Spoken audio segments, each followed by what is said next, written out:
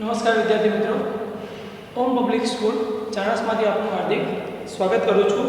હવે આપણે ધોરણ 8 ની અંદર ચેપ્ટર નંબર 13 સમપ્રમાણ અને વ્યસ્ત પ્રમાણ, બરાબર। હવે એની અંદર આપણે સમપ્રમાણ વિશે ભણી ચૂક્યા હતા અને આપણે સ્વાધ્યાય 13.1 પણ આપણે હોમવર્કમાં આપ્યો હતો। હવે આપણે આગળ જોઈએ વ્યસ્ત પ્રમાણ। વ્યસ્ત પ્રમાણ એટલે શું? જે સમપ્રમાણમાં આપણે કહેતા હતા કે જ્યારે સંખ્યા વધે છે ત્યારે તેનો એકમ પણ શું થાય છે, એમાં પણ એટલે ધારો કે કોઈ પણ સંખ્યા હોય, ધારો કે 1 મીટર કાપડના 10 રૂપિયા છે, તો એટલે કાપડની લંબાઈમાં વધારો થાય છે ત્યારે કિંમતમાં પણ શું થાય છે, વધારો થાય છે। એ આપણું શું હતું, સમપ્રમાણતા હતી। હવે આપણે વ્યસ્ત પ્રમાણતામાં એનાથી ઉલટું છે। જો એકમાં વધારો થાય છે તો બીજામાં ઘટાડો થશે, અને જો બીજામાં ઘટાડો પહેલામાં ઘટાડો થશે તો બીજામાં વધારો થાય છે। તો આપણે વ્યસ્ત પ્રમાણ વિશે જોઈએ તો જ્યારે એક રાશિનું માપ, રાશિ એટલે માપ વધે ત્યારે બીજી રાશિમાં પણ તેટલા જ પ્રમાણમાં ઘટાડો થાય છે। તો એક રાશિમાં જો માપમાં વધારો થતો હોય, રાશિ એટલે માપમાં વધારો થતો હોય તો બીજા માપમાં શું થાય છે, તેટલા જ પ્રમાણમાં ઘટાડો થાય છે। અથવા એક માપ ઘટે ત્યારે બીજું માપ પણ તેટલા જ પ્રમાણમાં વધારો થાય છે। એટલે એકબીજાથી જે વાક્ય છે એ શું થાય છે, ઉલટું એટલે વ્યસ્ત થાય છે, બરાબર। તો આવી રાશિને શું કહે છે, વ્યસ્ત પ્રમાણ કહે છે।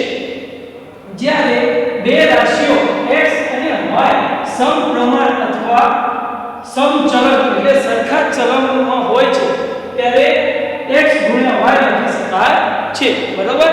અને જ્યારે બે રાશિઓ x અને y ના વ્યસ્ત પ્રમાણ એટલે વ્યસ્ત ચલન જુદા જુદા ચલનમાં હોય છે ત્યારે x ગુણ્યા 1/y લખી શકાય છે। એટલે જુદા ચલનમાં, સરખા ચલનમાં હોય તો x ગુણ્યા y લખી શકાય છે, બરાબર। એટલે ચલન એક જ હોવું જોઈએ, જુદું જુદું હોવું જોઈએ નહીં। એટલે વ્યસ્ત એટલે ઉલટું ચલન હોવું જોઈએ નહીં, બરાબર। તો આપણે પ્રયત્ન કરવાનો પહેલો દાખલો જોઈએ કે નીચે દર્શાવેલ કોષ્ટકનો અભ્યાસ કરી બતાવો કે કયા બે ચલ x અને y ની જોડ પરસ્પર વ્યસ્ત પ્રમાણમાં છે। એટલે કઈ બે જોડો વ્યસ્ત પ્રમાણમાં છે એ આપણે જોવાનું છે। તો સૌપ્રથમ આપણે શું કહીએ, વ્યસ્ત ચલન એટલે બંનેના ચલન કેવા છે, સરખા છે, x અને y આપેલા છે, x અને y આપેલા છે, બરોબર। બંને રાશિ x અને y વ્યસ્ત પ્રમાણમાં એટલે આપણે આ વ્યસ્ત પ્રમાણમાં છે ના, x અને y એ સરખા પ્રમાણમાં આપેલા છે તો સમચલન છે, બરોબર। તો એનો x ગુણ્યા y થશે। આની જગ્યાએ ધારો કે 1/4 ને જુદું જુદું આપેલું હોય તો શું કરો આપણે એ જોઈએ। તો આપણે આગળ જોઈએ પ્રયત્ન કરવાની અંદર 3 દાખલા આપેલા છે। આપણે પહેલો ગણીએ, આને સૌપ્રથમ આપણે પહેલા દાખલાની અંદર આને x1 y1 લઈએ તો x1 બરાબર 50 અને y1 બરાબર 5। હવે આ બંને શું છે, એકબીજાના સમચલનમાં, તો આ બંનેનો શું થઈ જશે, x1 ગુણ્યા y1 તો 50 ગુણ્યા 5, તો 50 ગુણ્યા 5 કરીએ તો 250 થશે, બરાબર। એ જ રીતે x2 y2 તો x2 બરાબર 40 આપેલા છે અને y2 બરાબર 6 આપેલા છે। આ બંનેનો આપણે ગુણાકાર કરીએ તો x2 ગુણ્યા y2 તો 40 ગુણ્યા 6, બરાબર। હવે 40 ગુણ્યા 6 છે આપણે, હવે આ 40 ગુણ્યા 6 એટલે 24 240, બરાબર। એ જ રીતે x3 આપણને 30 આપેલા છે અને y3 7 આપેલા છે।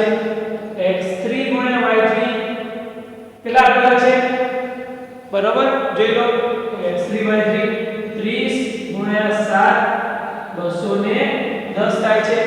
હવે આપણે x4 y4 શોધીએ તો x4 બરાબર આપણને 20 આપેલા છે અને y4 બરાબર 8 આપેલા છે। x4 ગુણ્યા y4 તો 20 ગુણ્યા 8 160 થશે। તો હવે આપણે જોઈએ x1 y1 x2 y2 x3 y3 x4 y4 બધા કેવા આવે છે, જુદા જુદા આવે છે। તો x અને y એ વ્યસ્ત પ્રમાણમાં નથી, બરાબર? તો x અને y એ વ્યસ્ત, જો બધાનો જવાબ સરખો આવ્યો હોત તો એ વ્યસ્ત પ્રમાણમાં કહી શકાય છે. તો આપણે લખીએ કે x અને y એ વ્યસ્ત પ્રમાણમાં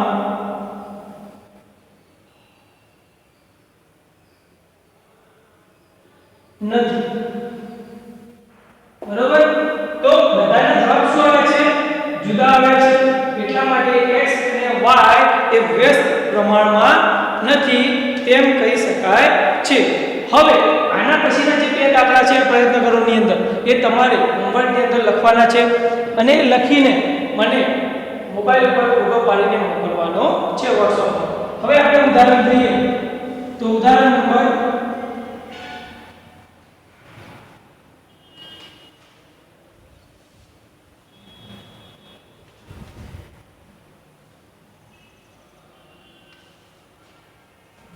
ઉદાહરણ નંબર 7. ઉદાહરણ નંબર 7 શું કહે છે? એક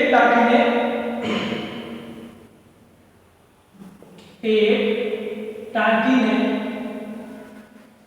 1 કલાક 20 મિનિટ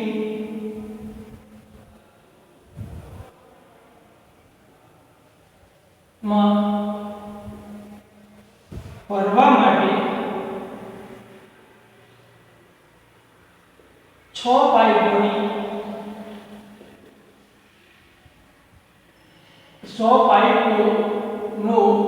ઉપયોગ કરવો પડે છે. હવે જો ફક્ત 5 પાઇપો હોત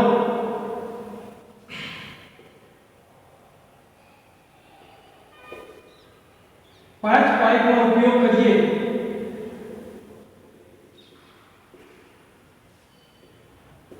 તો ટાંકીને ભરવા કેટલો સમય લાગે?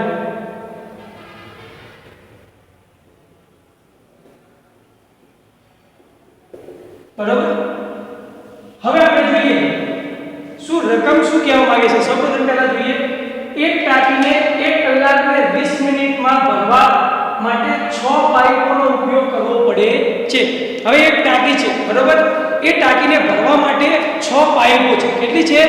6 પાઇપો એ ટાંકીને પૂરેપૂરી ભરવા માટે 1 કલાક અને 20 મિનિટનો સમય લે છે. હવે જ્યારે 5 પાઇપો હશે ત્યારે સમય કેવો હશે? તો આપણે શું જો આમાં શું તમને લાગે છે? ઉલટું લાગે છે. જ્યારે પાઇપો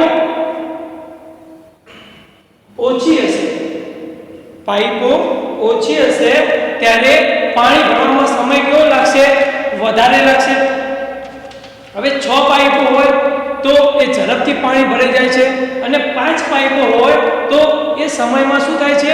વધારો થાય છે. એટલે ટાંકી ભરવામાં થોડો સમયમાં વધારો થાય છે.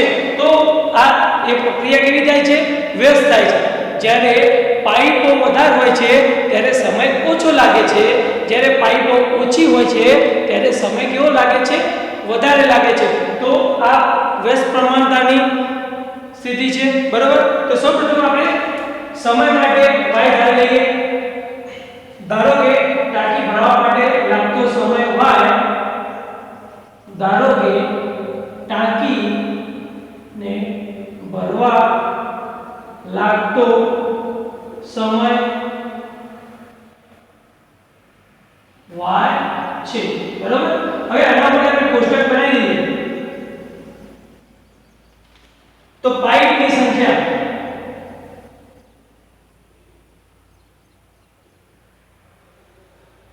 અને સમય શેમાં છે? મિનિટ, બરાબર? હવે પાઇપની સંખ્યા કેટલી છે? 6 છે. ત્યારે સમય કેટલો લાગે? 1 કલાક એટલે 60 મિનિટ, ઉપર બીજી 20 એટલે 80 મિનિટ થશે, બરાબર? હવે જ્યારે 5 પાઇપ હોય ત્યારે y શોધવાનો છે, બરાબર? હવે આપણને શું કીધું છે કે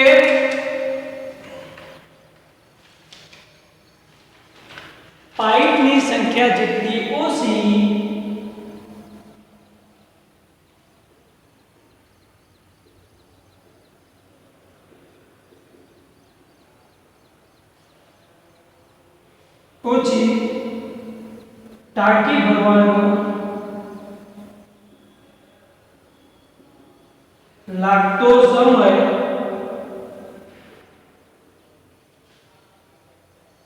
એટલો જ વધારે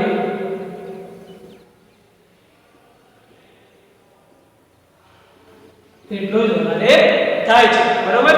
જેટલી પાઇપો ઓછી હશે એટલો સમય વધારે થશે। તો આવી જે પરિસ્થિતિ તમને દેખાય છે એ કેવી પરિસ્થિતિ છે? વ્યસ્ત પ્રમાણતાની। તો આ વ્યસ્ત પ્રમાણની પરિસ્થિતિ વ્યસ્ત પ્રમાણની સ્થિતિ છે। હવે જ્યારે વ્યસ્ત પ્રમાણની સ્થિતિ હોય તો x1 ગુણ્યા y1 બરાબર x2 ગુણ્યા y2, x1 y1 બરાબર x2 y2। આપણે આને y2 કહી દઈએ, બરાબર। આપણે y2 ધારી લીધા છે। તો આપણે x1 ની કિંમત શું છે? 6 ગુણ્યા 80। હવે x2 ની કિંમત છે 5 ગુણ્યા y2, બરાબર। હવે 5 અહીંયા ગુણાકારમાં છે, આ બાજુ જશે તો ભાગાકારમાં જતા રહેશે। તો આપણે અહીંયા ગણીએ 6 ગુણ્યા 80 ભાગ્યા 5 બરાબર y2। હવે શું જોઈએ? 8 4 40 એટલે 16 ગુણ્યા 80 થશે। ચલો તમે જો 40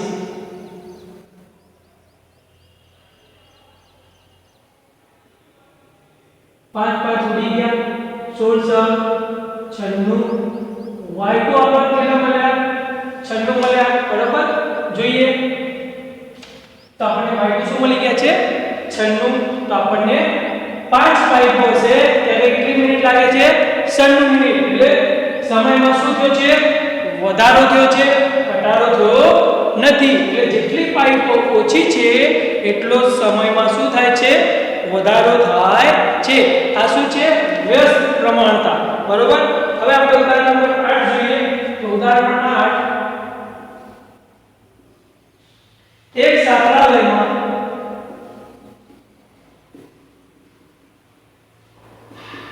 100 વિદ્યાર્થીઓ છે।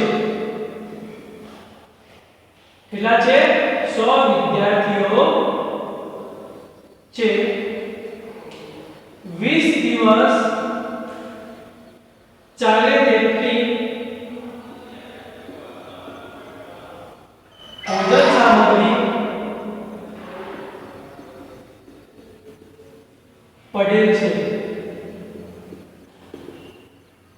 હવે જો 25 વિદ્યાર્થીઓ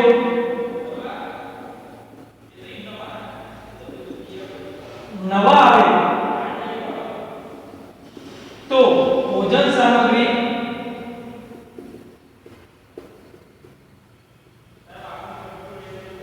કેટલા દિવસ ચાલશે?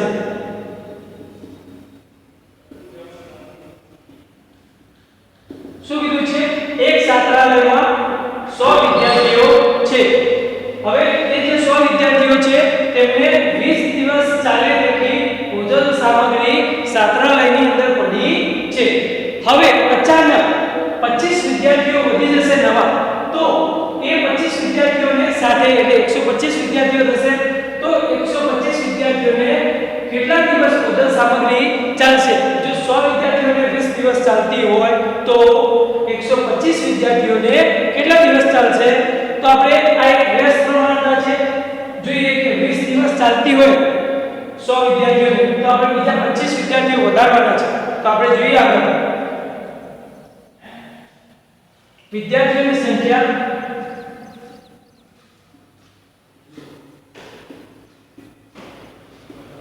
અને દિવસો। જ્યારે 100 વિદ્યાર્થીઓ હોય છે ત્યારે 20 દિવસ ચાલે છે, બરાબર। જ્યારે બીજા 25 ઉમેરાય એટલે 125 વિદ્યાર્થીઓ થાય છે ત્યારે y2 એટલે y કેટલા એટલે દિવસો કેટલા ચાલે છે, બરાબર। તો સંખ્યામાં જેટલો વધારો થશે એટલું જ ભોજન સામગ્રીમાં ઘટાડો થાય છે। એટલે આ કઈ વ્યસ્ત પ્રમાણતા થશે? તો અહીં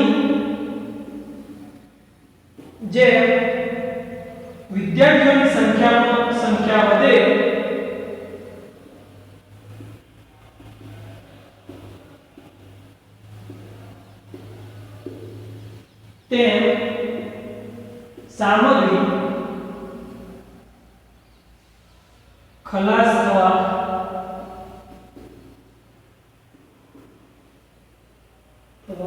માટેના દિવસો ઘટશે. બરોબર. અહીં જેમ વિદ્યાર્થીઓની સંખ્યા વધે છે તેમ સામગ્રી ખલાસ થવા માટે દિવસોની સંખ્યા કેવી થાય છે? ઘટી જાય છે. બરોબર. તો આ એક વ્યસ્ત પ્રમાણતાની સ્થિતિ છે. આપણે લખીએ આ વ્યસ્ત પ્રમાણની સ્થિતિ છે. બરોબર. આ એક વ્યસ્ત પ્રમાણતાની સ્થિતિ છે.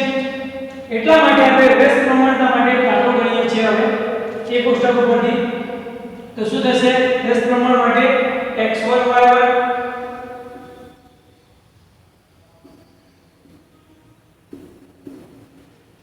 તો x1 y1 બરાબર x2 y2. હવે x1 ની કિંમત કેટલી છે? 100 ગુણ્યા y1 ની 20. x2 ની કિંમત આપણને 125 આપેલી છે ગુણ્યા y2. હવે આ 125 ગુણાકારમાં છે, અહીંયા જશે તો ભાગાકારની અંદર જતા રહેશે. ભાગ્યા 125 બરાબર y2. હવે 25 પંચા 125,